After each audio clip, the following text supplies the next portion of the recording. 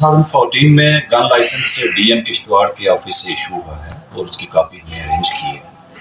और उसके बारे पंजाब पुलिस ने सीआईडी ने डीएम यहाँ लिखा था कि इसका गन लाइसेंस का मिसयूज हुआ है। तब वहाँ से मैटर एक्टिवेट हुआ और यहाँ इन्होंने करंटली डिप्टी कमिश्नर किश्तवाड़ ने गन लाइसेंस कैंसिल कर दिया। बट उसके बाद स्टोरी खत्म नहीं होती है कि वी हैड टू असरटेन कि किन सर्कमस्टांस में गन लाइसेंस इस बंदे को इशू है, जिसकी यूनिटी यहाँ नहीं थी पोस्टेड और 1906 रेजिमेंट का जवान था, जो 2015 में टर्मिनेट भी हो गया और ये उसके बाद गन लाइसेंस रेगुलरली रिन्यूअल हो रहा है। तो it has been validated up to 2025। तो रामबन से, पुंछ से, रियासी से, बारामुल्ला से, कठुआ से।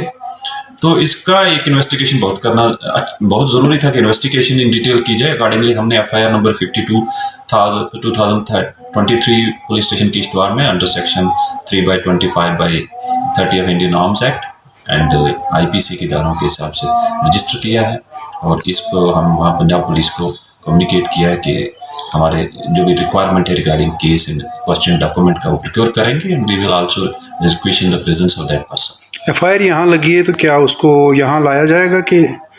यस ऑफ कोर्स, क्योंकि उस इन्वेस्टिगेशन तो उसी के रिलेटेड है और इसमें उसके साथ यहाँ वो कैसे पहुँचा, उसने यहाँ से बेनिफिट कैसे लिया, तो ये सारी चीज़ें हम वी विल कंडक्ट डिटेलिंग। इसमें एक गन लाइसेंस के लिए पुलिस का जो वो वेरिफिकेशन होती है तो उसमें यहाँ हुई है कि नहीं?